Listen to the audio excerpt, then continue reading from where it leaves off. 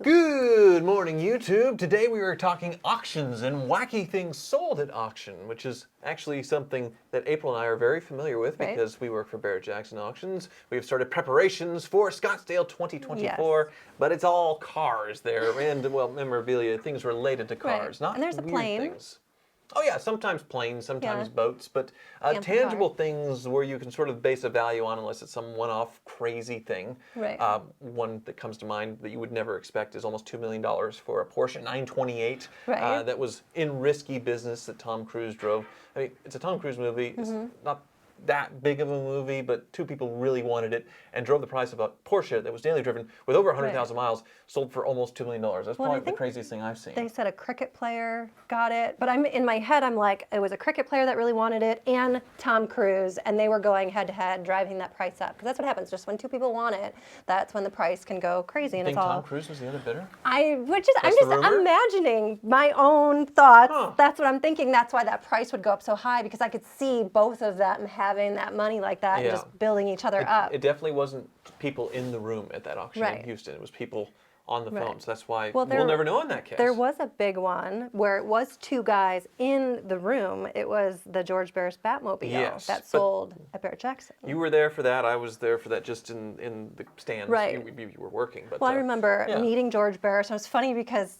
he's looking at me, do you know what this is? And we're sitting in the Batmobile. He's like, do you know what this is? Holding up a cord, because he doesn't think I know what a phone cord is, because he have the bat phone right there. And he's explaining about the whole car and how he built different contraptions and where he came up with the ideas for stuff. But what was crazy is that the two guys that really wanted this Batmobile, they're sitting very close to each other. I don't know if it's the first or second row or somewhere in the front row, and they just keep going back and forth. And they're going higher and higher, 2 million, 3 million, 4 million.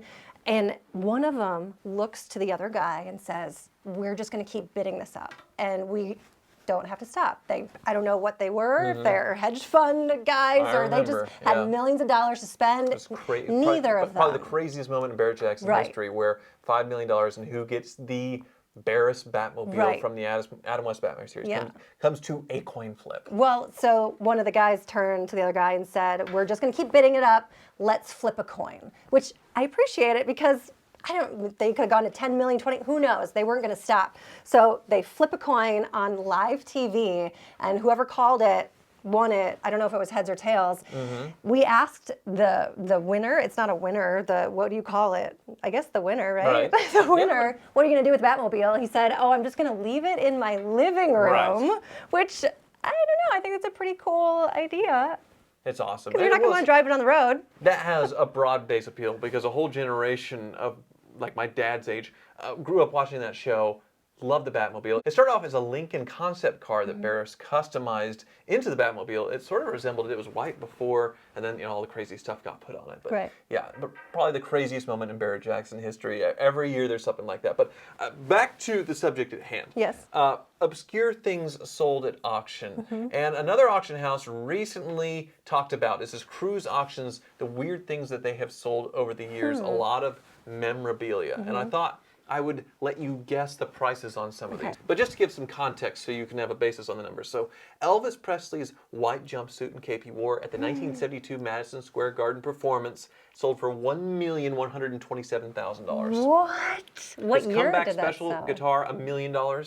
Like Marlon Brando, just like a stainless steel watch, $49,200, nothing particularly valuable. Worth it. Or the dress worn by Marilyn Monroe when she announced her divorce from Joe DiMaggio, $100,000. Huh, okay. So pretty iconic moments that everybody remembers watching, all that stuff.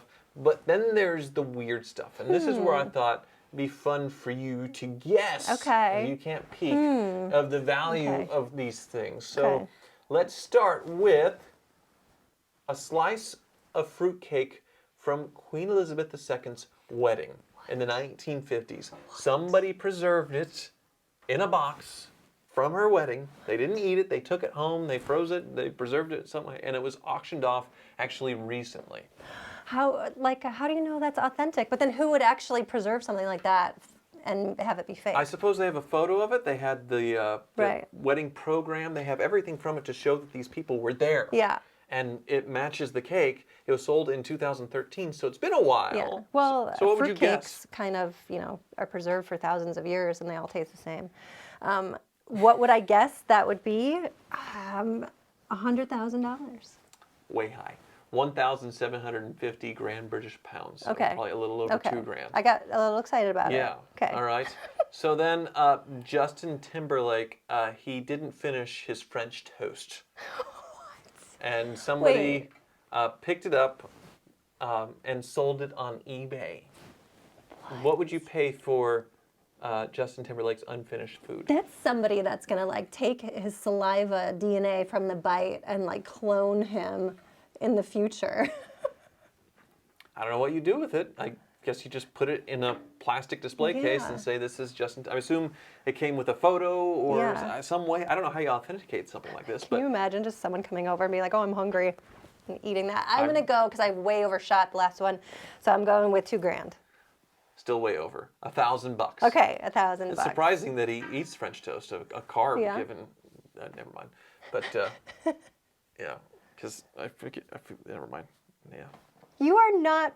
Well, I eat carbs, and it just gives me a little I extra don't donut. know. That's I just don't your have- skin. Okay. Well, next on the list is an X-ray of Marilyn Monroe, a chest X-ray from 1954, a hospital visit. What? Yeah. That's really cool, actually, and Mm-hmm. a little a lot creepy. But where would you hang that if you had that? It's definitely a weird piece of memorabilia. And then your where you family get to comes over for holidays, and Yeah. they're like, "What is that?" Mm-hmm. How do you say what that is? What would you guess? on the I think price? it's really cool. Okay. $2,000. Way low. $45,000 is what somebody paid for this. Wow. I mean, it's a one-off photo of Marilyn Monroe, the original It's a photo of Playboy her model, the insides. original supermodel, I suppose Right. you could say. Yeah. And it's a very unique take Photo. on her. Yes. Mm-hmm. Interesting. I would say well bought. I don't know. All right. How about Elvis Presley? There were a few things like his jumpsuit and Right. things. So how about a lock of his hair that That's sold in so 2002? creepy. I mean, people way back in the day would keep locks of hair because you don't really have photographs like in the Mm-hmm. 1700s, 1600s. I get it, but now to have a lock of hair, where do you keep it? Do you show it off, or do you frame it and put it above your fireplace? What would you do with a lock of hair? It's Elvis's hair. I don't know. It's You display it, I suppose, with a picture or Yeah. something, or people collect that stuff. It was a thing to do, like you said. yeah. Okay, So what do you think? I'm going $7,000 Way low. $115,000. for Elvis's hair. Elvis's hair, yeah. Are we serious? Yeah. For It's Elvis, is man. this a real website? Yeah. Okay. This is real. $115,000 for his hair. Right. Wow, you need to start selling your armpit hair stat because it's glorious. It's very straightened. Well, that was episode 1 of Good Yeah. Morning YouTube. Yeah. So this one is a little bit more commonplace, Yeah. I suppose, or something you would expect to be a lot of money, but still cool. Harrison Ford's blaster in the original Star Wars. Somebody kept it. We had the X-Wing, I know, that sold for a Yeah. lot of money. Somebody found in the garage in a previous episode. But what do you think Harrison Ford's blaster sold for? See, and that's the thing. It's is he bidding on it because he wants it and that's going to drive Harrison the Ford price does not up? care. Harrison Ford doesn't care. He wanted Han Solo to die in The Empire Strikes Back and then not come back. And he was very excited to come back and be killed by his son, Yeah, by Adam Driver, What? in The Force Awakens. So he gives no. Okay.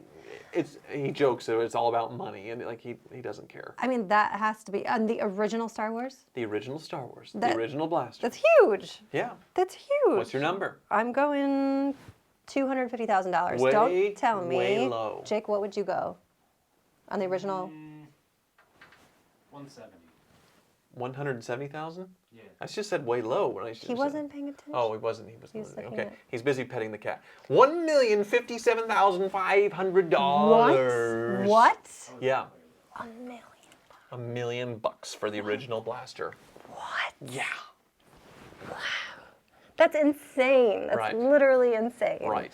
Nuts. Wow. So back to obscurity. So Russell Crowe, his gladiator jockstrap.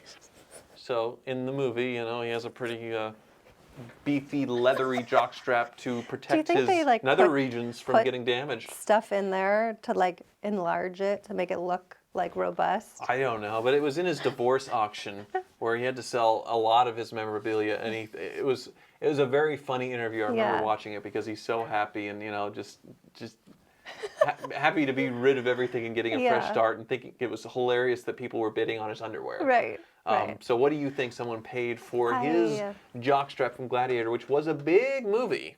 I feel like I have to see it. You might have to show it to me. You want to see what it looks like? Yeah.